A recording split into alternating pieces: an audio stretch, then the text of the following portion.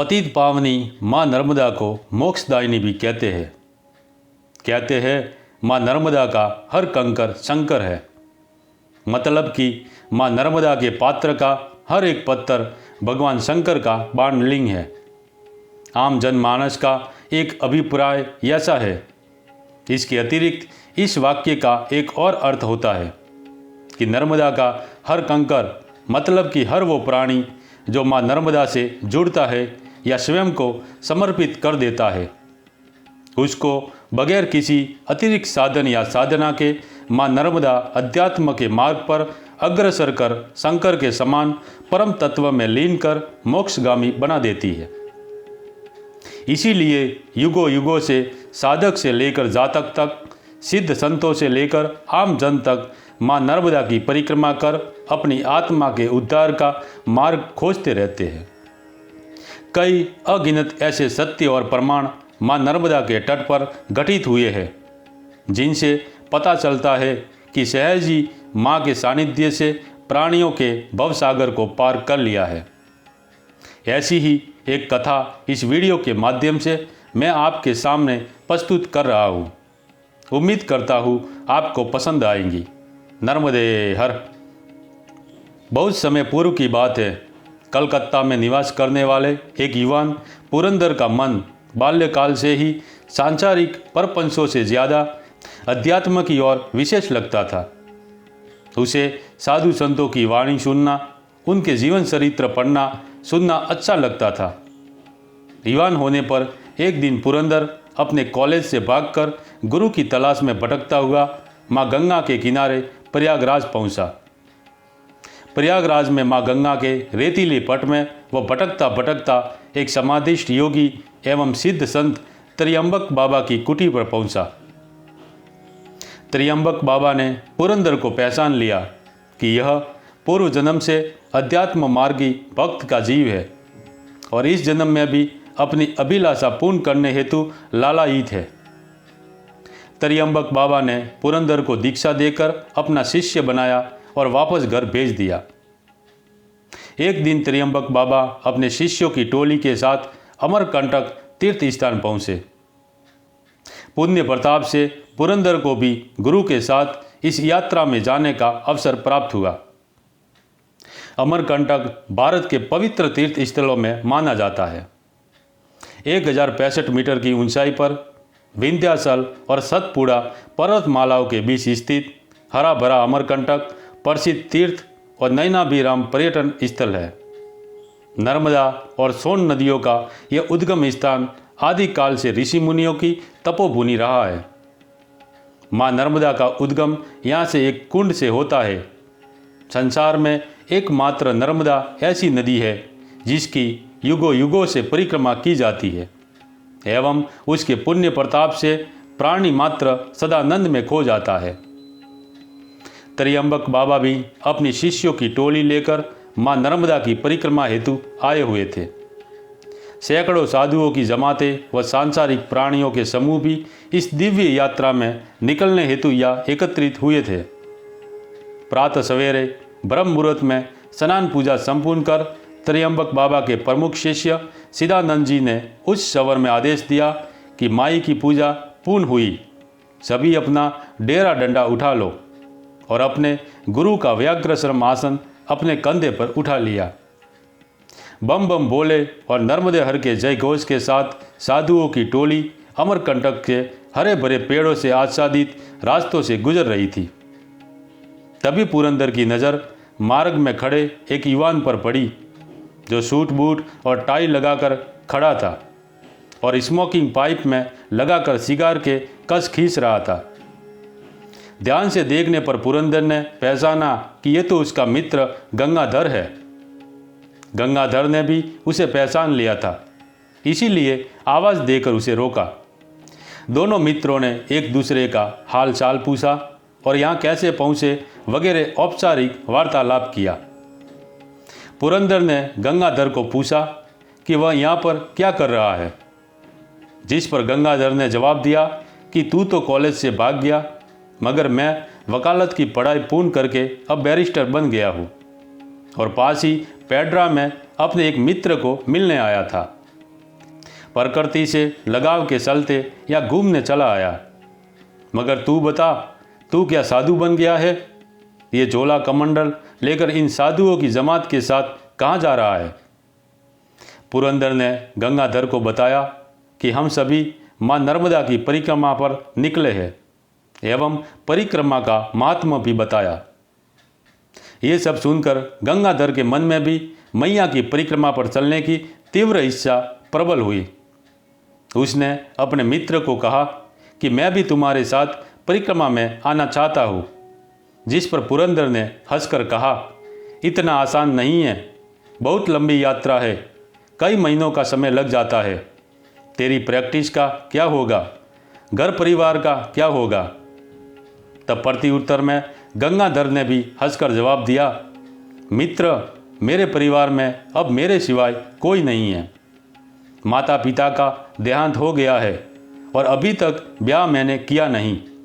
रही बात प्रैक्टिस की, तो उसमें वैसे भी मेरा खास मन लगता नहीं है। बाप दादाओं की रखी इतनी मिलकत है कि मुझे कुछ ज़्यादा करने की आवश्यकता नहीं है। इसीलिए तू अपने गुरु से आज्ञा लेकर मुझे भी अपने साथ चलने दे। पुरंदर ने अपने गुरु त्र्यंबक बाबा से इस विषय पूछकर गंगाधर को भी अपनी यात्रा में शामिल कर दिया। गंगाधर की खुशी का ठिकाना नहीं था।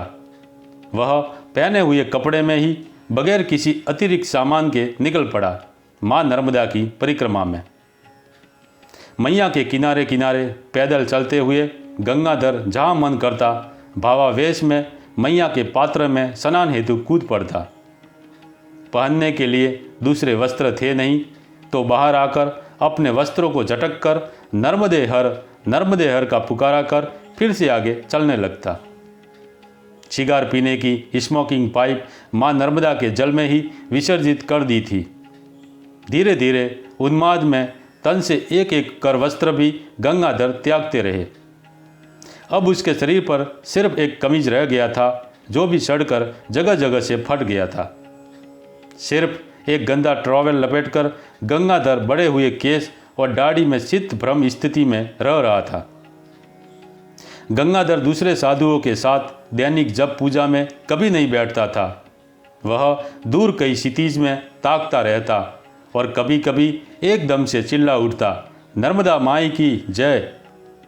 वह हर घाट पर स्नान करते हुए आगे बढ़ रहा था। ऐसी ही अवस्था में उसने खंभात की खाड़ी, जहाँ रेवा सागर संगम होता है और माँ नर्मदा अपनी जल धारा को सागर में विलीन कर देती है, पहुँचा। रेवा सागर से तट परिवर्तन कर साधुओं की जमात फिर से अमरकंटक की तरफ रवाना हुई। अब तक गंगाधर पूर्ण रूप से नग्न अवस्था में पहुंच गए थे और लगातार मौन ही रहते थे। अब लोग उन्हें दिगंबर बाबा के नाम से ही पुकारने लगे थे। पुरंदर अपने मित्र की इस अवस्था से काफ़ी चिंतित रहते थे। एक दिन उसने त्र्यंबक बाबा के सामने जाकर अपने मन की बात कही, गुरुदेव, साधुओं की संगत में मेरे मित्र की हालत क्या हो गई है? वह संपूर्ण पागल हो गया है। तभी सिदानंद बाबा बोल पड़े, अबे मारूंगा एक चिमटा, तेरा मित्र पागल नहीं, पागल तू है। वह तो समाधि की उस परम अवस्था में पहुंच चुका है, जहाँ पहुंचने के लिए बड़े बड़े योगी लालायित रहते हैं। माई ने उस पर अपनी कृपा कर ली है। सिदानंद बाबा की बात सुनकर त्र्यंबक बाबा बोले, सत्य कहता है सिदानंद, तेरा मित्र परम हंस की गति में पहुंच चुका है। अब वह निजानंद में मस्त है, वह पागल नहीं हुआ है। अमरकंटक पहुंचकर त्र्यंबक बाबा के आदेश पर सिदानंद और पुरंदर दोनों गंगाधर को गाजीपुर जिले में स्थित पौड़ी गांव में उसके पैतृक घर छोड़ने गए। पहले से ही टेलीग्राम भेज दिया था, इसीलिए गंगाधर जी के मुनीम उनको लेने स्टेशन पर आ गए। वह उनको लेकर एकांत स्थित गंगाधर की हवेली पर ले गए। कलकत्ता जाकर पुरंदर अपने निजी कार्यों में व्यस्त हो गए। दोबारा कभी गंगाधर से साक्षात्कार संभव नहीं हुआ, मगर गंगाधर के मुनीम के साथ पत्र व्यवहार चालू था। मुनीम जी ने पत्र के जरिए पुरंदर को जानकारी दी थी कि पैतृक मकान में आकर गंगाधर ने कभी अपना स्थान नहीं छोड़ा। बागान में लगे एक बीली के पेड़ के नीचे ही उनका आसन लगा हुआ है। हमेशा सिर समाधि में ध्यानस्थ रहते हैं। लोग उन्हें दिगंबर बाबा के नाम से ही जानते हैं। दर्शन के लिए भक्तों का हमेशा तांता लगा रहता है। दिगंबर बाबा के आशीर्वाद से पीड़ित लोगों के असाध्य रोग और परेशानियां तुरंत दूर हो जाते हैं। कुछ माह बाद एक दिन पुरंदर को त्र्यंबक बाबा का तार मिला, जिसमें लिखा था, गंगाधर को लेकर अति शीघ्र हमारे पास पहुंचो। तार गुवाहाटी से आया था। पुरंदर जैसे तैसे एक कंबल ओढ़ाकर गंगाधर को लेकर गुवाहाटी स्थित त्र्यंबक बाबा के एक भक्त के बंगले पर पहुंचे। बंगले पर आराम कर समय नष्ट करने की अनुमति नहीं थी। ब्रह्मपुत्र नदी के घाट पर सिदानंद बाबा नाव लेकर तैयार बैठे थे। नाव में सवार होकर वह लोग गंगाधर को लेकर नदी के उस पार स्थित उमानंद भैरव मंदिर पहुंचे। घाट पर त्र्यंबक बाबा पूर्व से ही उपस्थित थे। उन्होंने स्नेह से गंगाधर का हाथ पकड़ा और उन्हें लेकर पर्वत पर स्थित एक छोटे से मंदिर में ले गए। मंदिर के नीचे एक अंधेरी कोठरी में जाते ही गंगाधर के शरीर में जैसे एक विद्युतीय तरंग का संचार हुआ हो। वह कई समय का मौन तोड़कर दोनों हाथ ऊपर उठाकर बम बम बम का उच्चारण करने लगे। सामने ही व्याघ्र शर्म का आसन लगा हुआ था। रुद्राक्ष की मालाएं और कमंडल भी रखे हुए थे। देखने से ही अंदाजा लगा पाना संभव था कि किसी महान विभूति की साधना स्थली है। त्र्यंबक बाबा ने गंगाधर के कंधे पकड़कर उन्हें उस स्थान पर विराजित कर दिया। आसन पर बैठते ही गंगाधर जैसे किसी दिव्य लोक से जुड़ गए हो, ऐसा प्रतीत हुआ। उन्होंने 3 बार ओम ओम ओम का प्रणव जप किया और प्राणवायु को छोड़ दिया। पुरंदर कुछ समझ नहीं रहे थे कि उनके मित्र के साथ ये सब क्या हो रहा है।